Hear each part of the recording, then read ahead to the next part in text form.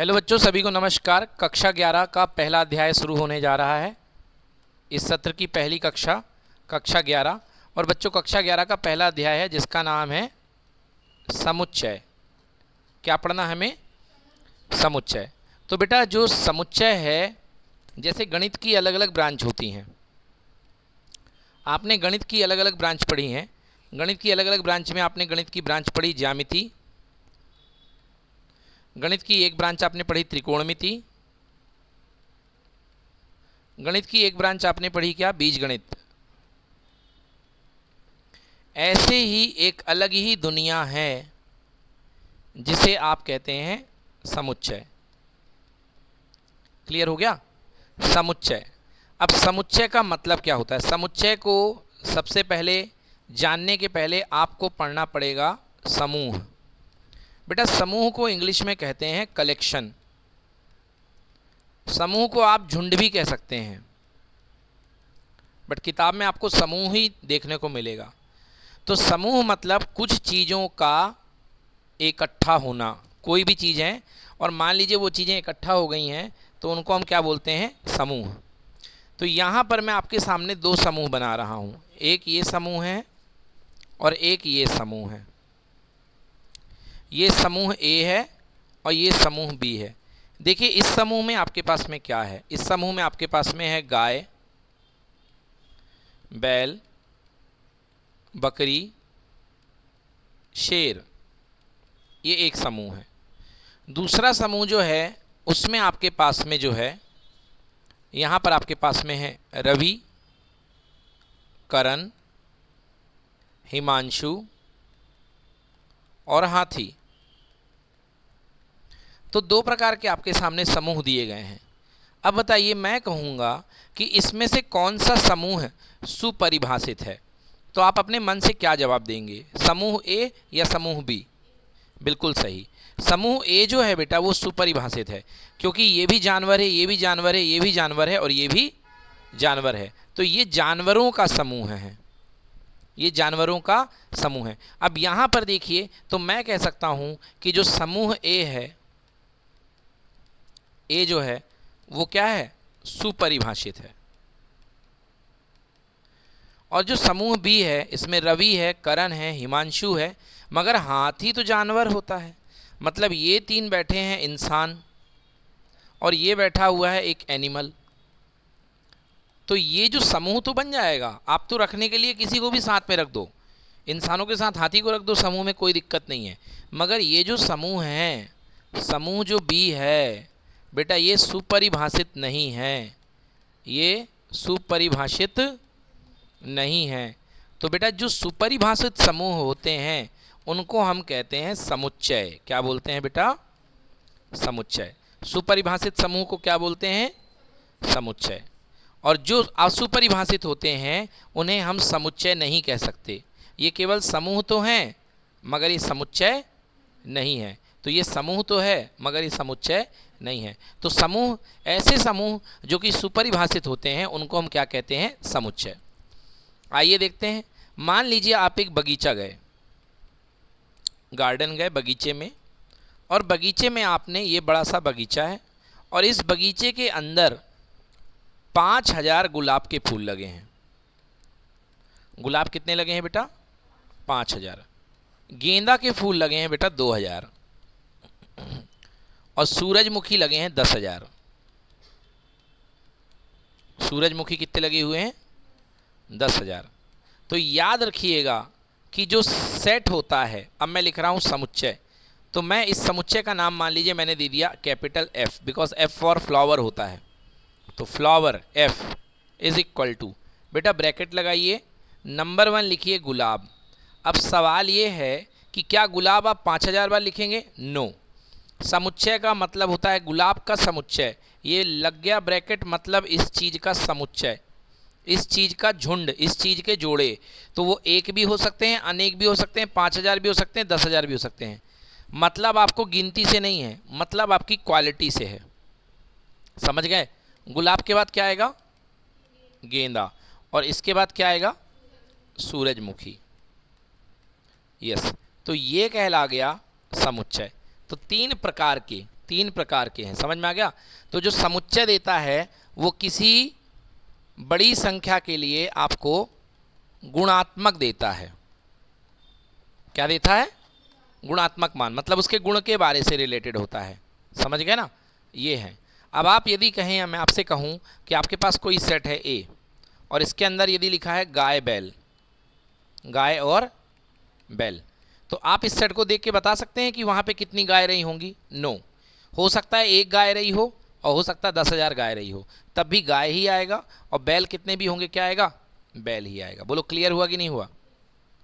ये हो गया समुच्चय। अब समुच्चय के अंदर के एलिमेंट, समुच्चय को लिखते कैसे हैं? समुच्चय को एक कैपिटल एफ से दिखाते हैं, कैपिटल लेटर से दिखाते हैं, बड़े लेटर से।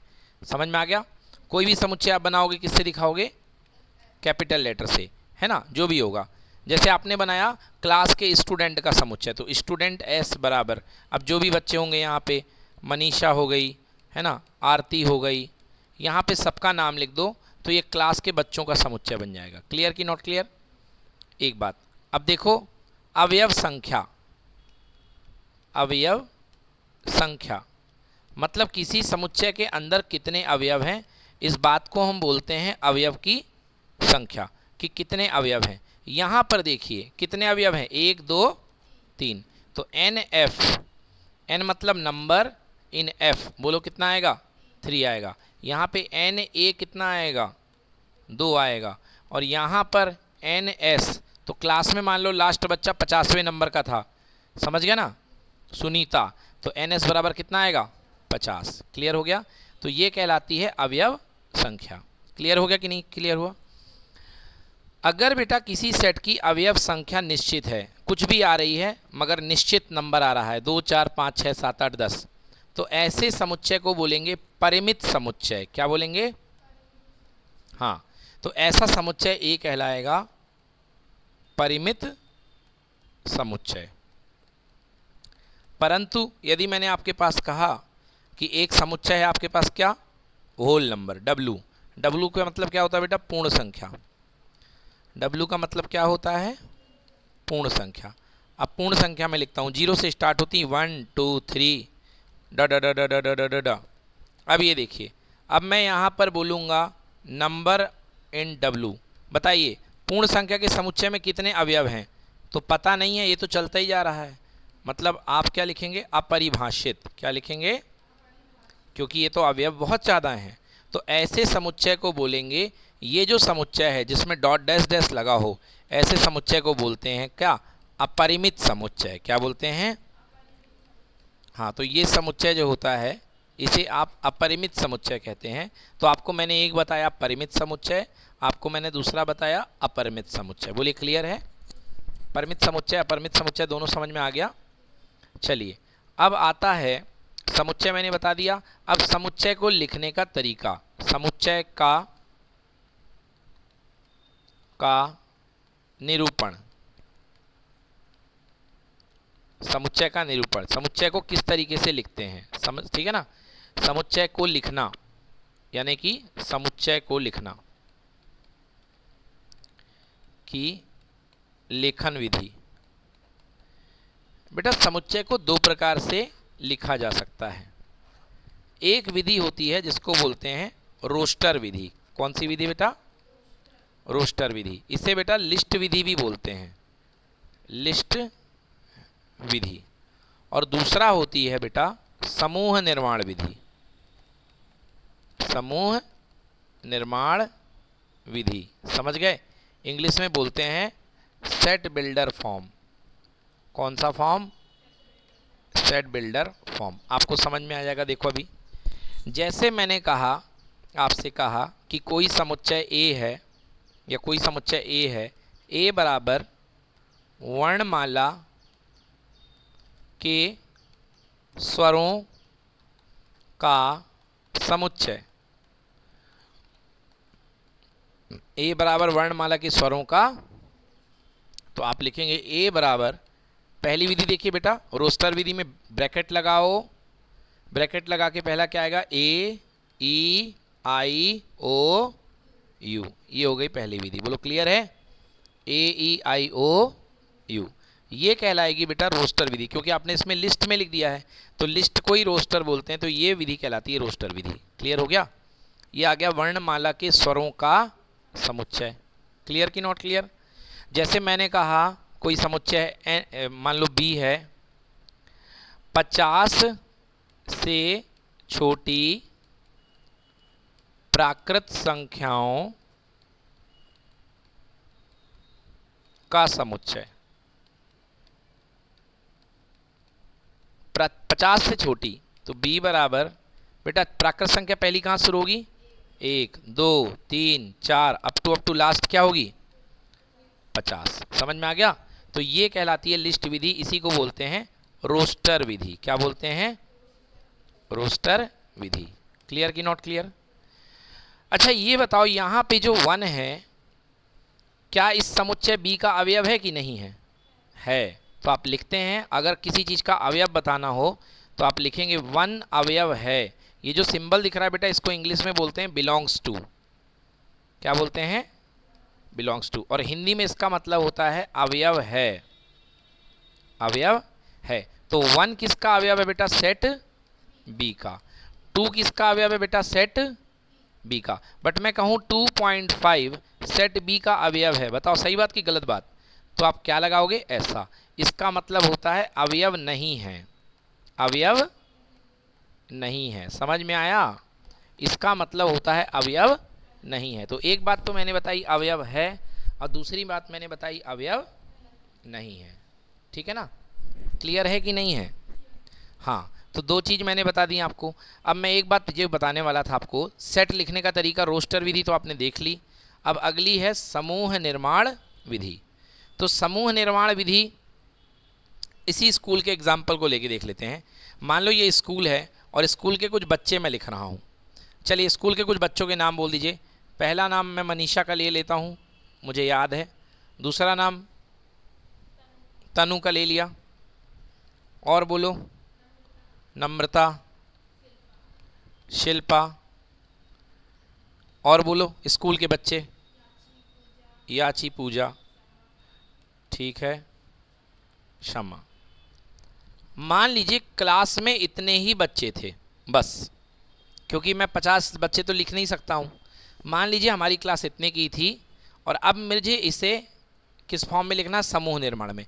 तो मैं लिखूँगा S बराबर, मैं लिखूँगा S सेट है, ये मतलब ब्रैकेट लग गया, मतलब समुच्चय है। किसका? X का। किसका बेटा?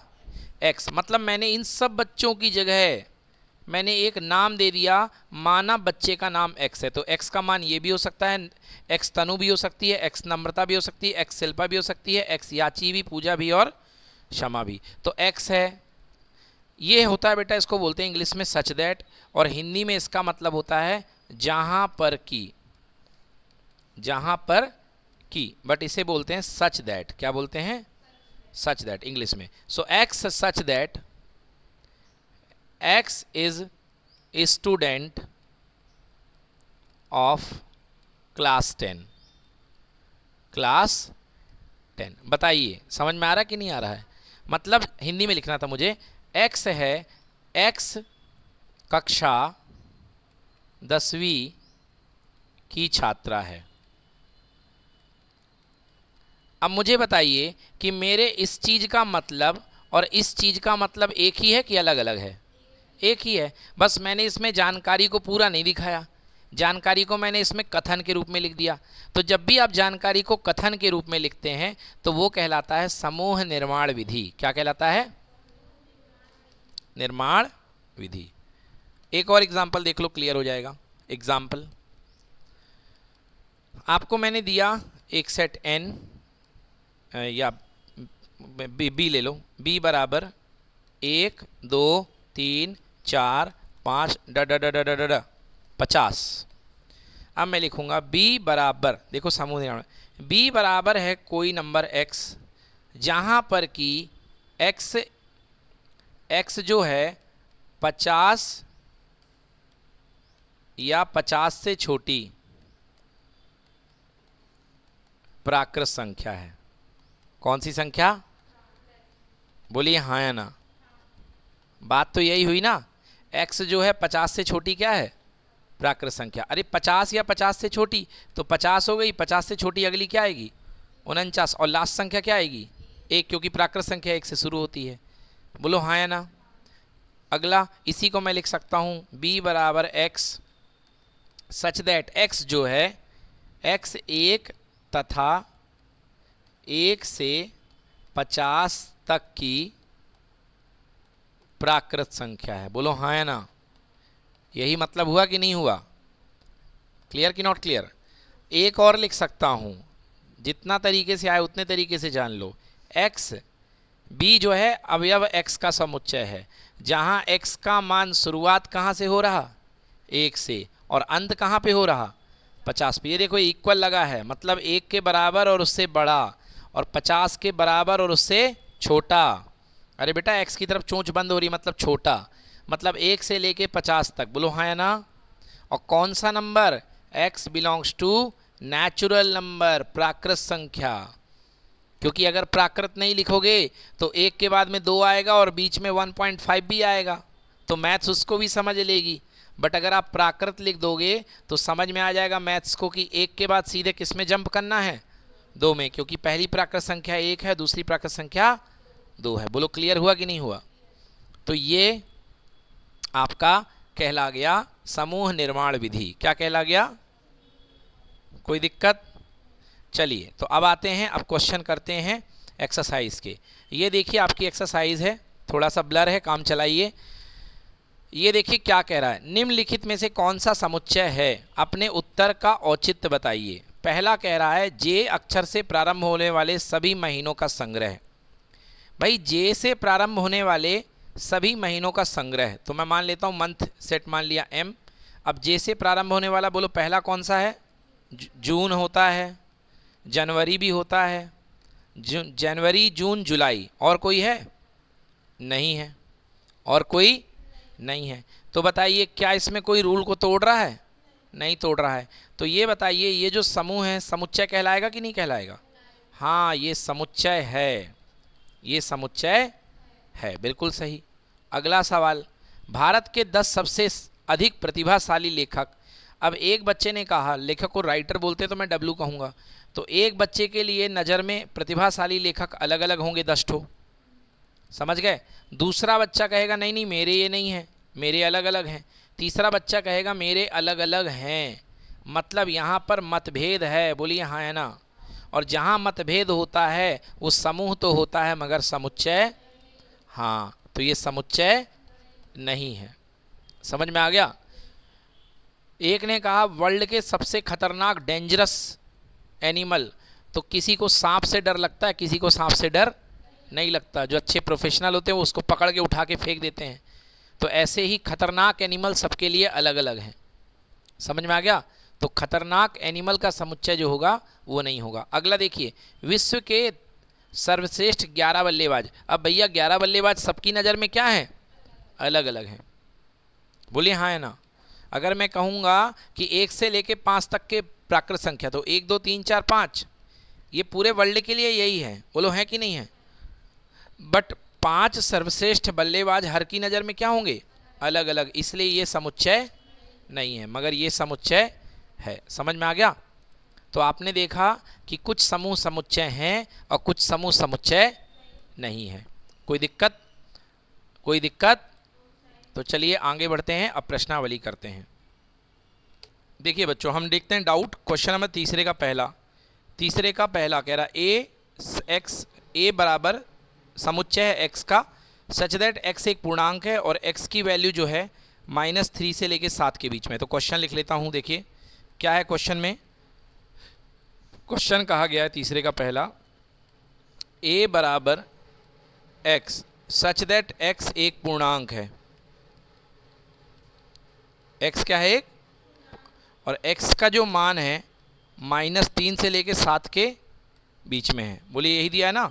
बिल्कुल सही, यही दिया है। तो अब इसको हमको, ये कौन सी विधि में दिया गया बेटा? ये समूह निर्माण में दिया गया। किस में दिया गया है? और इसको हमको कन्वर्ट करना है रोस्टर विधि में। तो लिखेंगे a बराबर, देखो बेटा अब हमको लिस्ट में लिखना है, तो -3 से बड़ा पूर्णांक और 7 से छोटा। पहला क्या होगा? -2, फिर क्या होगा? -1, फिर क्या होगा 0, फिर 1 2 3 4 5 और बस ख़त्म हो गया। क्योंकि आपको पूर्णांक बताने थे, -3 से बड़े और 7 से छोटे, तो ये बीच वाले जो पूर्णांक थे ये पूरे के पूरे आपको लिखने थे। क्लियर हो गया? तो आंसर होगा -2 -1 0 1 2 3 4 5 6। नोट कर लें। चलिए देखिए, क्वेश्चन नंबर 4 का पहला पार्ट है कि आपको लिखना है इसको। क्वेश्चन नंबर 4 का पहला पार्ट, ये आपके पास में सेट दिया गया है a बराबर 3 6 9 12। बोलिए हाँ या ना, यही है ना। और आपको इसको लिखना है समूह निर्माण विधि में। तो कैसे लिखेंगे? a बराबर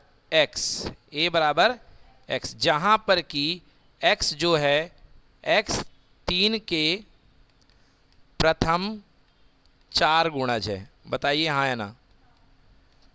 3 के प्रथम कितने गुणज है?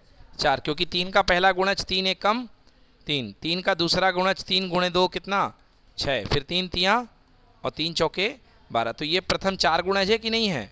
तो ये हो गया आंसर। अच्छा, आप ऐसा ना लिखें तो ऐसा भी लिख सकते हैं, a बराबर x सच दैट x बराबर 3n। x बराबर कितना 3n, मतलब 3 का गुणा n के साथ, जहां पर n का मान 1 से लेके कहां तक 4 तक। n का मान 1 से लेके कहां 4, क्योंकि n का मान 1 रखोगे 2 रखोगे 3 रखोगे 4 रखोगे, तो जिस समय n का मान 1 रखोगे तो 3 गुणे 1 3 हो जाएगा, 2 रखोगे तो 3 गुणे 2 6 हो जाएगा, 3 रखोगे तो 3 गुणे 3 9 हो जाएगा, और 4 रखोगे तो 3 गुणे 4 12 हो जाएगा। क्लियर कि नॉट क्लियर? और एक चीज़ और लिख देना, n क्या है? Natural number. n क्या है?